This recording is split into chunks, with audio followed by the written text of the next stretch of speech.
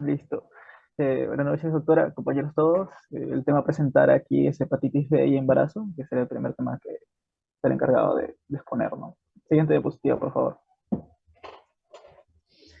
Bueno, ya como sabemos, la hepatitis B es la infección, es una gran infección, ¿no? Es un gran problema de salud mundial y que a menudo va a estar transmitido a través de los fluidos corporales como la sangre, el semen, secreciones vaginales, y donde vas a encontrar, ¿no?, el virus de la hepatitis B que puede causar un daño hepático, ¿no? Siguiente diapositiva, por favor.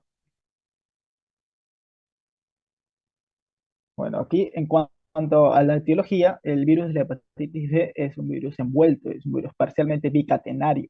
Tiene un genoma de ADN circular y está perteneciente a la familia del hepatnavirus. La infección crónica por hepatitis B se asocia con ¿qué? Con cirrosis y carcinoma hepatocelular. El virus de la hepatitis B no atraviesa la placenta y no puede infectar al feto a menos que haya rupturas de la barrera materno-fetal, y la transmisión perinatal representa más del 50% de los casos en todo el mundo. Las mujeres embarazadas con hepatitis B crónica y antígeno E del virus de la hepatitis B tienen un 90% de probabilidad de que sus recién nacidos se infecten con el virus de la hepatitis B. Otros modos de transmisión, como ya los había mencionado, va a incluir, ¿no?, las relaciones sexuales, los fluidos corporales y las transfusiones de sangre. Siguiente diapositiva, por favor. En cuanto a la epidemiología, colocando epidemiología mundial, ¿no? La infección crónica por el virus de la hepatitis B va a afectar a más de 290 millones de personas en todo el mundo y va a causar una amplia gama de problemas de salud. Por ejemplo, ¿no?, la hepatitis, la cirrosis, la insuficiencia hepática, el carcinoma hepatocelular, y va a provocar un número elevado de muertes, ¿no?, por año en todo el mundo. Y a pesar de la disponibilidad actual de una vacuna contra la hepatitis B, la prevalencia de la infección por hepatitis B se clasifica en tres áreas geográficas, ¿no? Más alta se da entre Asia Oriental, África, que tiene una media de 2 a 8%, y Europa del Este también. Y en menor proporción, en un 2% en América del Norte, ¿no?, y Europa Occidental. Durante la última década, la epidemiología ha ido cambiando y eso ha sido más que todo debido a la vacunación universal y los programas de detección de hepatitis B. Um, Siguiente diapositiva, por favor. La infección por hepatitis B es uno de los problemas de salud mundial, como ya lo había mencionado. La hepatitis viral específicamente, hepatitis B, seguido de la de hepatitis C, que lo va a mencionar mi compañera, es la séptima causa principal de muerte. Y el estudio de la Organización Mundial de la Salud, OMS, Global Burden of Disease, demostró que la tasa de mortalidad de la hepatitis viral ha aumentado en comparación con la tasa de mortalidad de tuberculosis y es más alta que la de la infección por el virus de inmunodeficiencia humana, ¿no? Las muertes causadas por el virus de la hepatitis B son el resultado de la hepatitis aguda en pacientes recién infectados, ¿no?, como la progresión de la enfermedad de los portadores asintomáticos a síntomas agudos o un brote de hepatitis que tenga progresión lenta, cirrosis compensada y carcinoma hepatocelular. Aquí tenemos, por ejemplo, la epidemiología a nivel nacional, que en el último decenio, 2002-2021, el sistema de vigilancia de hepatitis B en el Centro Nacional de Epidemiología y Prevención y Control de Enfermedades reportó 11.951 casos, ¿no?, de hepatitis B, evidenciándose el mayor reporte de estos casos en el 2018 y el 2019. Y desde la implementación de la vigilancia de la hepatitis B en gestantes, en 2017 se ha reportado un total de 1.290 casos, no, 1.290 casos, 167 probables y 1.123 confirmados, ¿no? Los casos se han concentrado en las regiones Junín, Huánuco y Cusco, ¿no?, donde tienen mayor repercusión. Siguiente diapositiva, por favor. Bueno, aquí para explicar la fisiopatología, lo dividí en 7 puntos en cuanto está la respuesta inmune a la infección por hepatitis B durante el embarazo. Aquí principalmente un embarazo exitoso necesita una adaptación inmunológica, ¿no?, para evitar el rechazo del injerto fetal. Y aquí hay una supresión de la respuesta TH1 y la inducción de la inmunidad TH2 va a conducir a una reacción inmunitaria alterada a la hepatitis B. Y esto va a estimular la actividad viral junto con la reducción de las células TCD8 ¿Para qué? Para escapar de la detección inmunitaria y esto al final va a terminar mejorando la transmisión vertical, ya que las células TCD8 son las principales células efectoras responsables de la respuesta celular T, ¿no? Y además de esto, la patogenia durante la infección aguda de la hepatitis B y la eliminación viral está mediada por funciones efectores citolíticas y no citolíticas de las células TCD8. En cuanto a la respuesta inmune fetal, aquí ya había un estudio, las respuestas fetales con respecto a la exposición del sistema inmunitario fetal y maduro de la hepatitis B ya se han estudiado, ¿no? Imágenes positivas al antígeno al antígeno de hepatitis B, que es un marcador de replicación viral, eh, con sospecha de transferencia, ¿no? A través de la placenta y el feto. Eh, la exposición del feto podría inducir a la tolerancia de las células auxiliares T fetales y que haya una reacción cruzada en este punto. El aumento de las células T reguladoras y la defunción de las células TCD8, como ya le había mencionado, se han demostrado que los recién nacidos positivos con este antígeno pueden generar una tolerancia inmune a la infección, ¿no? Por VHV en el útero. Y la exposición a largo plazo de la VHV y la tolerancia inmunitaria fetal podría ser las causas del fracaso de la inmunoprofilaxis o de una infección persistente. En cuanto al tercer punto, que vendría a ser el efecto del embarazo en los niveles de ADN de hepatitis B, se informó, ¿no?, que las respuestas inmunitarias cambian durante el embarazo y el efecto del embarazo en los niveles del ADN del hepatitis B no se han definido claramente. Eh, Aquí hay algunas respuestas, ¿no?, que lo voy a mencionar en lo que es más que todo diagnóstico. En cuanto a la hepatitis aguda en el embarazo, puede ocurrir durante cualquier tipo de periodo, durante cualquier periodo del embarazo y el posparto, especialmente la presentación clínica sintomática o en específica, como, que, como las náuseas, como los vómitos, como el dolor de cabeza y el malestar general, ¿no? Y además las personas con casos más graves pueden desarrollar posteriormente ictericia u otros síntomas de insuficiencia hepática. El otro punto que es hepatitis crónica en el embarazo, la hepatitis crónica durante el embarazo con respecto a la progresión de la enfermedad es menos preocupante debido a que a su complicado curso de progresión y a lo largo del periodo requerido para que desarrolle síntomas clínicos o complicaciones, justamente es un punto, ¿no?, que ayudaría a que esto no sea tan complejo. Por lo tanto, la infección crónica por la hepatitis B durante el embarazo con respecto a la transmisión de la madre e hijo es la principal preocupación. Se deben tomar en cuenta algunas fases, ¿no?, como la fase de infección crónica de hepatitis B de cada individuo para alertar las complicaciones. Y aquí, como ya había mencionado, algunas complicaciones como el carcinoma hepatocelular y otras afecciones que ya pueden pasar a ser de origen crónico, ¿no? Como por ejemplo la cirrosis. La cirrosis en el embarazo rara vez ocurre aquí y porque la mayoría de los casos de la cirrosis ocurren más allá de la edad reproductiva de las mujeres. Otra razón es que la cirrosis puede causar una difusión a nivel hipotálamo, ¿no? Pituitaria, y luego se produciría una anovulación en menorrea. En cuanto al último punto, que tendría que ser el brote de la hepatitis en el embarazo, puede ocurrir durante el embarazo y el puerperio debido a la interacción, ¿no?, entre el virus de la hepatitis B y la respuesta inmunitaria, además que debido a la supresión de la inmunidad, ¿no?, mediada por las células para evitar el rechazo del feto. Ya sabemos que la madre se inmunodeprime, ¿no?, en esos casos cuando está embarazada y puede producirse una respuesta inmunitaria con una alta replicación de la hepatitis B. Las características iniciales como los niveles de ADN de la VHB y el ADT inicial también tiene que ver la edad y el estado, ¿no?, del antígeno de la hepatitis B, tanto en la gestación y en la paridad. ¿Para qué? Para que sean predictores del brote de la hepatitis, ¿no? Siguiente diapositiva, por favor.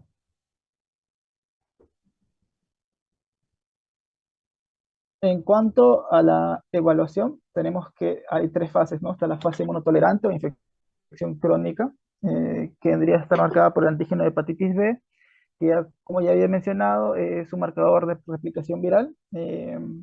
Cuando ese está positivo puede durar décadas, ¿no?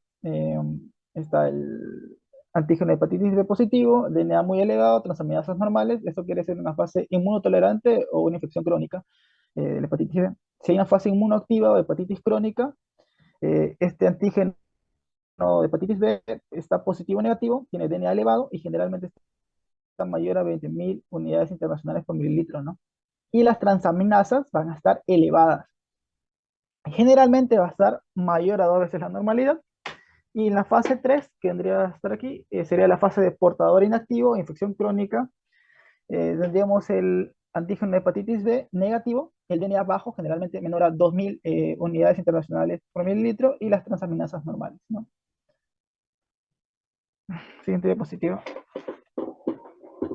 Y bueno, acá tenemos las manifestaciones clínicas, ¿no? Que pueden ser, en la mayor parte de casos de infección crónica por hepatitis B, no hay manifestaciones clínicas, pero en casos se den, pueden aparecer síntomas inespecíficos, ¿no? Como la fatiga o molestias en el hipocondrio derecho.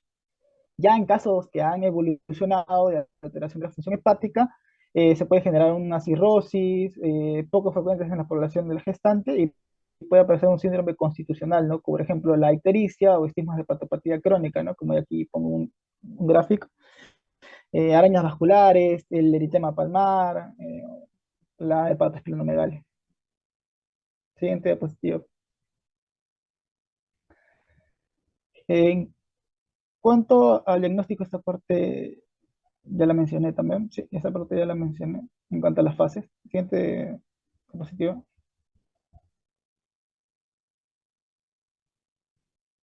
Ah, ya, esto se explica mejor en el otro gráfico. Una diapositiva más, por favor. Ya, en este gráfico podemos explicar mejor lo que vendría a ser cuándo los marcadores están positivos y por qué los marcadores están negativos. En caso a una infección aguda, podríamos encontrar, por ejemplo, el HBsAg, que vendría a ser el antígeno de superficie de la hepatitis B, positivo o negativo, y las inmunoglobulinas M positivas. Eso más que todo se va a dar en una fase aguda, ¿no? De la enfermedad.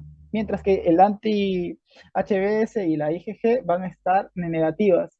Mientras que en una infección crónica, el antígeno de superficie va a estar positivo y aquí las inmunoglobulinas G van a estar positivas. Mientras que en la fase aguda, la IgM está positiva. También podemos aquí hablar sobre la vacuna cuando una persona ya ha sido inmunizada, tiene el anti-HBs positivo y tanto la IgG está negativa, la IgM está negativa y evidentemente el antígeno de superficie también está negativo, ¿no? Siguiente diapositiva. El diagnóstico de cribado debe realizarse un cribado universal de todas las gestantes de hepatitis B antes del parto para poder aplicar las medidas establecidas de prevención de la transmisión vertical correctamente. Se va a recomendar, ¿no?, la realización de la serología de la hepatitis B en la primera analítica que se solicite e idealmente en el primer trimestre de la gestación. En un paciente con factores de riesgo, por ejemplo, la progresión de riesgo, promiscuidad sexual, contactos domésticos o sexuales con portadores de hepatitis B, la hemodiálisis, por ejemplo, también podría ser, una infección con VIH, como la había mencionado también mi compañera, una hepatopatía crónica. Se va a recomendar la vacunación a partir del segundo trimestre, previo comprobación de ausencia de inmunidad, ¿no? Por ejemplo, la anti-HBC y la anti-HBS negativo, ¿no? Según el protocolo específico de vacunas y embarazo. Y en una paciente con factores de riesgo que no ha sido vacunada, ¿no? Se recomienda repetir la serología en el tercer trimestre. Siguiente diapositiva, por favor. En cuanto al diagnóstico de riesgo de transmisión, la transmisión vertical de la HB ocurre principalmente en el periparto por exposición a secreciones cervicovaginales y a sangre materna. Puede existir también una transmisión intrauterina por paso transplacentario o bien por contacto con sangre materna en caso de procedimiento que sea invasivo, ¿no? Sobre todo en casos con elevada carga viral, ¿no? Donde hay el antígeno de hepatitis B, el HbAg, antígeno que está positivo, ¿no? Y el riesgo de transmisión vertical de la VHB va a depender del estado, ¿no? Que ya habíamos mencionado de la HBG, que vendría a ser el antígeno de hepatitis B, y de la carga viral, ¿no?, que tenga. Acá también es importante mencionar que además hay que tener en cuenta que la infección neonatal se cronifica en el 85 y 95% de los casos. Siguiente diapositiva. En cuanto al tratamiento, el manejo de la gestancia, de la gestante con prueba reactiva de la HBsAg, que vendría a ser el antígeno de superficie de la hepatitis B, debe ser realizado en establecimientos que cuentan con profesionales capacitados en el manejo de hepatitis y según su nivel de complejidad, ¿no? El segundo punto vendría a ser la responsabilidad de la indicación y monitoría del tratamiento antiviral, será del médico infectólogo, el gastroenterólogo o médico capacitado en el diagnóstico, ¿no? Y manejo antiviral en pacientes con hepatitis B en coordinación con los profesionales encargados. En el punto 3, la dispensación y el seguimiento del fármaco terapéutico va a ser responsabilidad del químico farmacéutico con la finalidad de optimizar la adherencia al tratamiento. Y en el punto 4, para el manejo de las gestantes con infección por hepatitis B diagnosticada durante la atención prenatal o con diagnóstico previo que no recibieron tratamiento y con la finalidad de prevenir la transmisión materno-infantil de la hepatitis B, se debe tener en cuenta los siguientes puntos, ¿no? Siguiente diapositiva. El punto número 1 vendría a ser el manejo de la gestante con infección de hepatitis B. Y acá coloqué, ¿no? La gestante con hepatitis B SAG, que vendría a ser antígeno de superficie positivo, y el HBG, que vendría a ser el antígeno de hepatitis B positivo. Ambos positivos. ¿Qué se va a iniciar? Se va a iniciar un tratamiento antiviral independientemente del resultado de la carga viral. El tratamiento de elección será el tenofovir. O sea, cuando tengamos ambos positivos, ambos marcadores, tanto el antígeno de hepatitis B como el antígeno de superficie, se va a hacer el tratamiento de elección con tenofovir a 300 miligramos vía oral cada 24 horas, ¿no? El cual se indicará a partir de las 24 y 28 semanas de gestación. El tratamiento continuará hasta 4 meses después de haberse producido el parto y la decisión de suspensión de tratamiento será definida por el médico infectólogo o médico capacitado, ¿no? Siguiente diapositiva. En caso al tener un antígeno de superficie positivo y un antígeno de hepatitis B negativo, se va a solicitar la carga viral que va a tener este virus de hepatitis B, se va a solicitar las transaminasas, el tiempo de protomina y tiempo parcial de tromboplastina, ¿no? Si la carga viral es mayor a 200.000 unidades internacionales por mililitro o presenta evidencias de disfunción o daño hepático, ¿no? La TGP mayor a 2 veces el límite superior normal, se va a iniciar el tratamiento antiviral y caso contrario no estaría indicado el tratamiento antiviral. Y en el punto 3, el tratamiento de elección será con tenofovir a 300 miligramos vía oral cada 24 horas, ¿no? El cual se indicará a partir de las 24 y 28 semanas, ¿no? Siguiente diapositiva. El manejo del parto, aquí no se va a requerir manejo especial en el momento del parto. La vía del parto puede ser vaginal y la cesárea solamente si tuviera algún tipo de indicación obstétrica, ¿no? Siguiente diapositiva. En cuanto al manejo de recién nacido expuesto, el recién nacido expuesto a hepatitis B materna recibirá antes de las primeras 12 horas de nacimiento lo que debería ser la inmunoglobulina contra hepatitis B a 0,5 mililitros intramuscular, primera dosis de vacuna contra hepatitis B, luego se continuará las dosis posteriores, y solo en caso de que el peso de recién nacido sea menor a 2 kilos, va a recibir inmunoglobulina contra hepatitis B y no la vacuna, ¿no? No se va a suspender la lactancia materna en este punto. Siguiente diapositiva.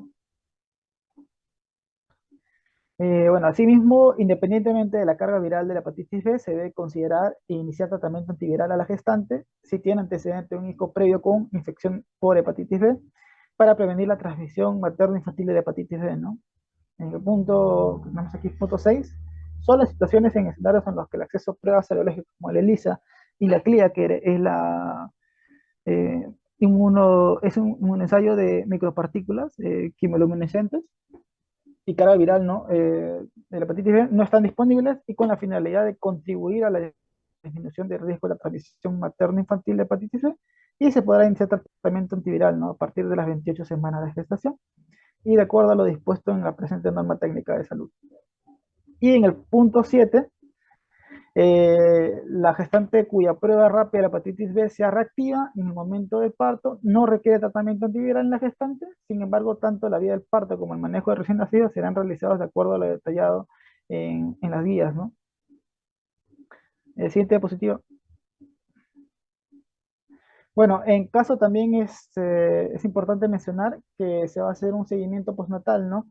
Se va a recomendar el seguimiento de la unidad de infecciones pediátricas en todos los casos, que el ADN VHB sea negativo para asegurar la correcta vacunación y el control analítico posterior. Y en caso de las madres tratadas con antivirales o con DNA positivo y carga viral elevada, se va a recomendar una realización de la determinación, ¿no? De los antígenos ya que mencionado durante la exposición, que vendría a ser el HBAG, que vendría a ser era el antígeno de hepatitis B, y el HBsAg, que es el anticuerpo de superficie, ¿no? Y esto se hace a las 48 horas de vida y posterior seguimiento, ¿no? Y a los 9 meses de vida se va a realizar de nuevo esta analítica para comprobar la ausencia de la hepatitis y la eficacia de la vacuna también. Eso sería todo. Gracias. Bueno, y para terminar con hepatitis C, siguiente, por favor.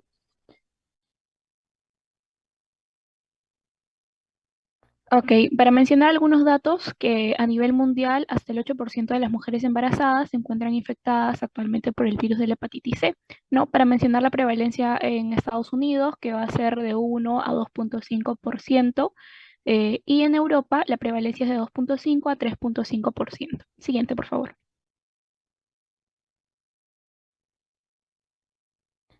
Bueno, también para mencionar unos datos adicionales que aparentemente va a haber de un 55 a un 85% de hepatitis C con infección crónica. También mencionar que se va a desarrollar una infección activa con un aumento de transaminasas en el 60 a 70% de hepatitis crónicas. Y el 20% de las infecciones crónicas son las que evolucionan a lo que es una cirrosis hepática, ¿no? Con una incidencia anual del 1 a 4% de hepatocarcinoma. Y también para mencionar que hay distintos genotipos del virus de la hepatitis C y en Europa son justamente estos que predominan, el 1B, el 3 y el 4. Siguiente, por favor.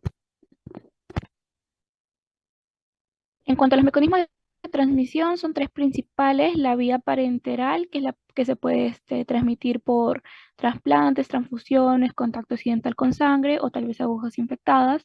Luego tenemos a la vía sexual, que va a ser muy rara, y la principal, que es la transmisión vertical, que va a ser la que se da de madre a hijo durante el embarazo, el parto o el periodo neonatal, ¿no? Y esta va a ser la principal causa de infección por hepatitis C en niños. También mencionar que de un tercio a la mitad de la transición de madre a hijo va a ocurrir en el útero antes del último mes. Sin embargo, se cree que el resto también ocurre en el último mes de embarazo o durante el parto. Y mencionar que hay un estudio que demuestra que las pacientes que están coinfectadas con el virus de inmunodeficiencia humana van a tener una transmisión mucho mayor del virus de la hepatitis C, ¿no? Que asciende de un 15 a un 20%. Pero se menciona que, bueno, si llevan tratamiento antirretroviral, este, va a disminuir ese porcentaje hasta un 4%. Y mencionar los factores de riesgo principales para la transmisión vertical, como va a ser una ruptura prematura de membranas más prolongada, procedimientos invasivos intraparto y una coinfección por VIH, como ya había mencionado. Siguiente, por favor.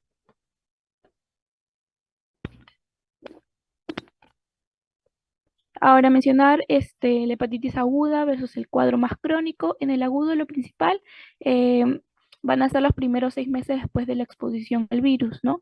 Y se va a conocer como lo que es una infección aguda. Ahora, para mencionar que el 75% van a ser asintomáticos y las que presentan síntomas van a tener dolor abdominal, náuseas, ictericia, malestar general. De las personas infectadas van a eliminar este virus espontáneamente dentro de los 6 meses posteriores a la infección. Sin embargo, los que no eliminan el virus van a pasar ya a la fase crónica, ¿no? Eh, Ellos lo van a albergar por el resto de su vida y va a representar la mayor parte de la morbilidad y mortalidad asociadas a esta infección, ¿no? Am, bueno, además que al igual que la fase aguda va a ser más asintomática y puede provocar daño hepático progresivo con graves consecuencias, ¿no? Como es el hepatocarcinoma, que se va a desarrollar, por ejemplo, el 27% de las personas desarrollan cirrosis y posteriormente carcinoma hepatocelular en los 10 años, ¿no? Sin tratamiento, del 15 al 30% van a desarrollar una infección crónica en 20 años, desarrollan cirrosis, ¿no? Sin embargo, con tratamiento se disminuye hasta el 5%. Siguiente, por favor. Ahora, en cuanto al diagnóstico, ¿quiénes se deberían realizar la prueba? Bueno, según la COG y la CDC, se recomienda la detección del virus basado en riesgo con en mujeres embarazadas, ¿no? Entonces se recomienda evaluar a las que tienen un mayor riesgo de contraer el virus mediante pruebas de anticuerpos contra el virus de la hepatitis C en su primera visita prenatal, ¿no? En su primer control. Entonces, si es que estos resultados iniciales son negativos, la prueba de detección se debe repetir más adelante en el embarazo. ¿En quiénes? En las mujeres que tengan factores de riesgo persistentes o nuevos. Estos factores podrían ser, por ejemplo, el uso nuevo o un continuo uso de drogas ilícitas inyectadas, intranasales, ¿no? Entre otros. Ahora, ¿cuál va a ser la prueba ideal para detectarlo? Bueno, va a depender de dos pruebas principales, ¿no? La detección de anticuerpos anti-VHC y el ARN del VHC. Los anticuerpos contra el VHC generalmente se van a desarrollar de 2 a 6 meses después de la exposición y durante la fase aguda, ¿no? Y estos van a persistir para toda la vida. A diferencia del ARN del VHC en sangre, esto significa, nos va a indicar más que nada la viremia del virus, ¿no? Y nos va a indicar que hay una infección activa y se puede detectar por primera vez de 1 a 3 semanas después de que se haya realizado la exposición al virus. Siguiente, por favor.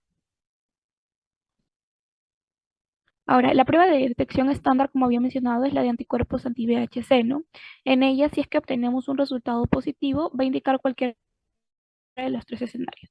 O el paciente tiene una infección activa por VHC, puede ser aguda o crónica, o la paciente tenía una infección anterior que ya ha sido resuelta, o bueno, podría darse el caso de que sea un falso positivo, ¿no?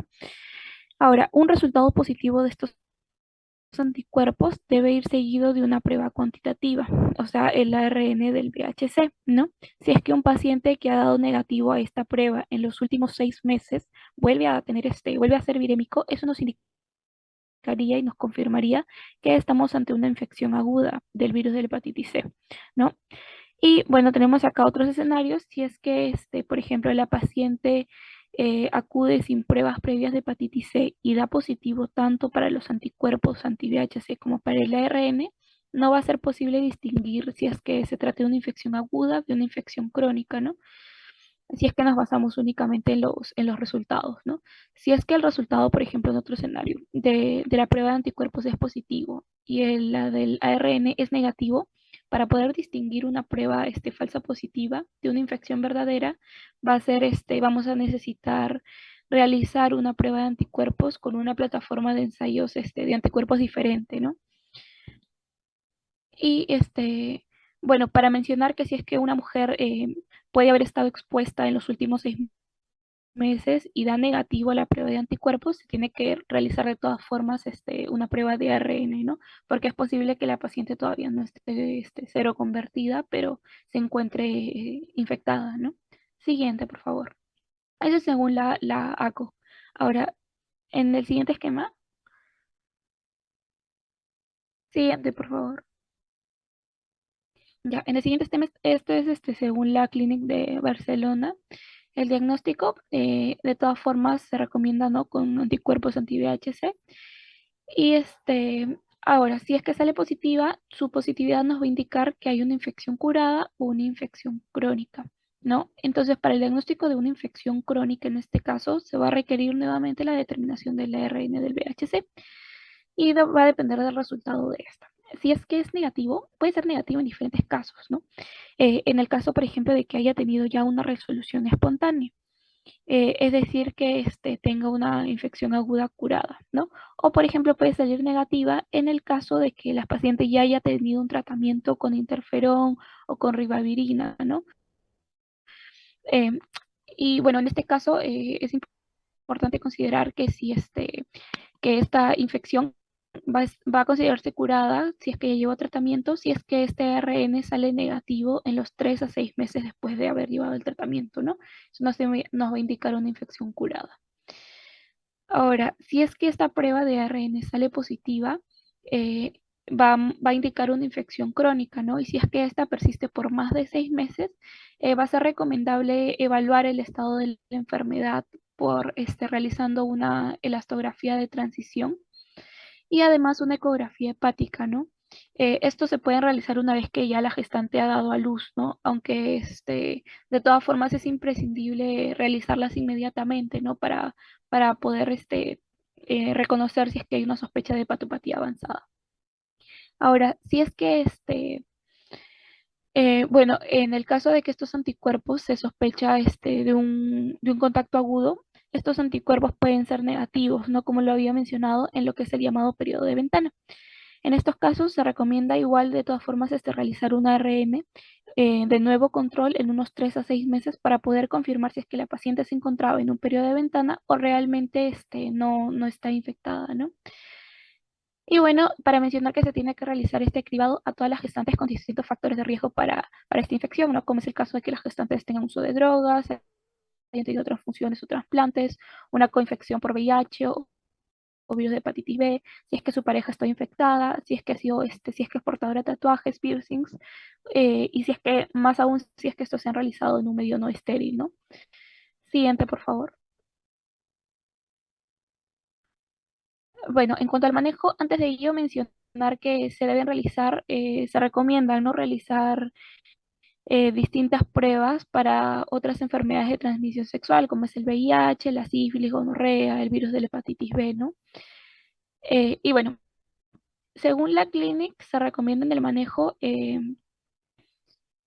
bueno, con los datos que se tiene en la actualidad, coincide la Clinic con, con los de la ACOG y la CDC, que el tratamiento para el virus de la hepatitis C va a estar contraindicado, ¿no? En cuanto a la infección crónica.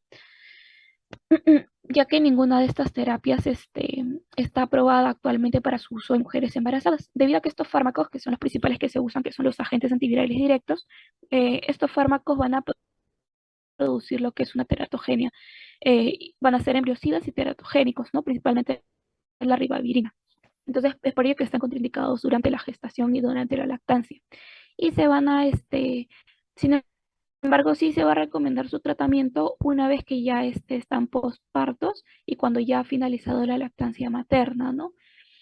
Justamente para poder evitar la transmisión vertical en las siguientes gestaciones, ¿no? Y estas se administran de 8 a 12 semanas vía oral. Ahora, la conducta intraparto que se va a tener en estos casos va a depender, ¿no? Si es que la gestante viene con una prueba de ARN negativa en el tercer trimestre, en estos casos, el riesgo de transmisión vertical va a ser nula, ¿no? Por lo que la conducta obstétrica va a ser, se va a superponer a una mujer que no esté infectada.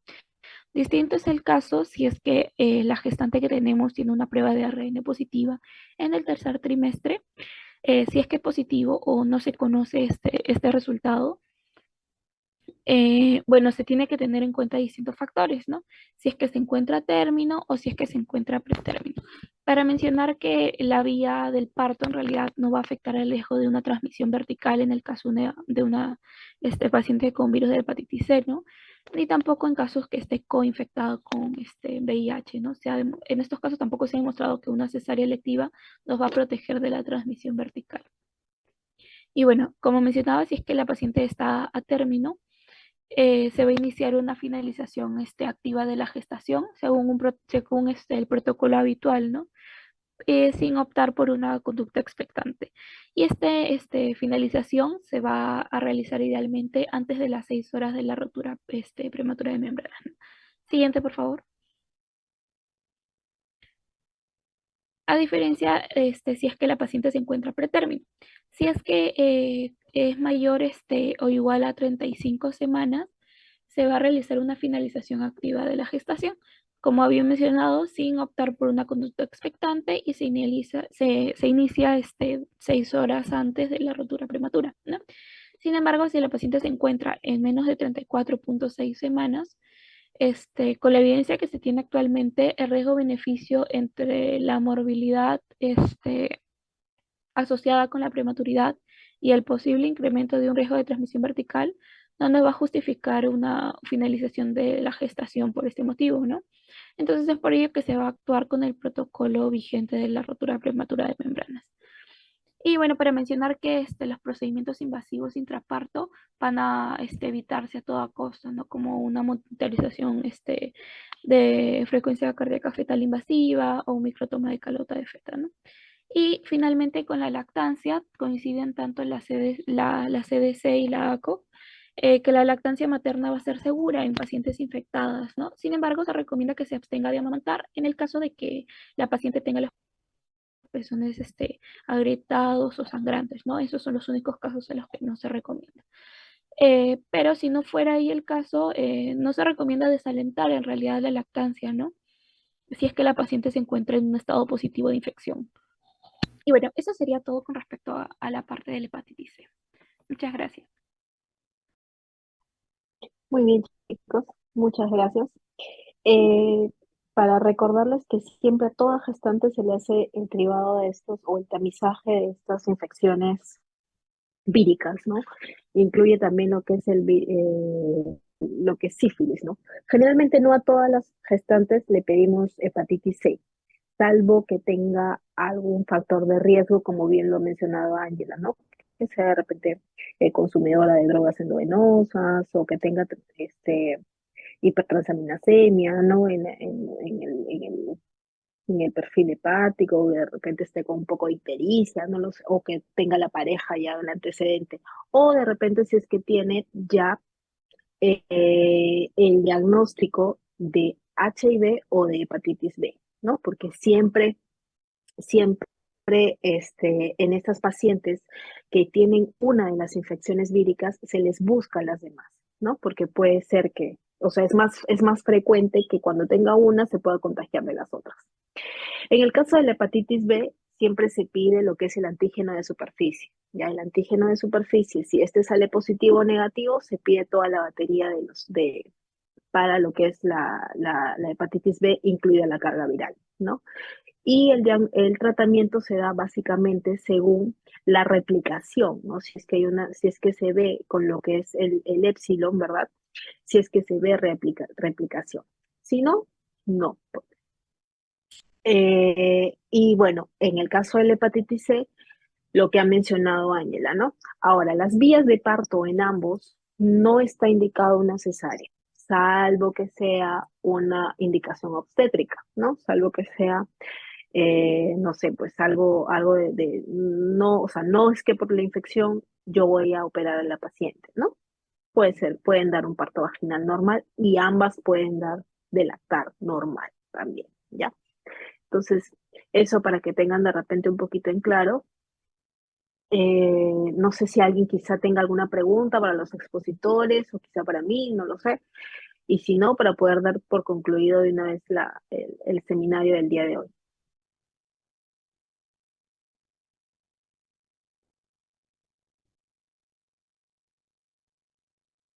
¿No? Bueno, muy No, bien. claro. Muchísimas gracias entonces. Muchas gracias entonces a los expositores y a los que todavía se mantienen ahí, de repente ya durmiendo, no lo sé, pero probablemente. Y bueno, damos por terminado el seminario el día de hoy, ¿sí? Gracias. Gracias, Muchas doctora. gracias, doctora. Gracias, Buenas doctora. Gracias, noches. doctora.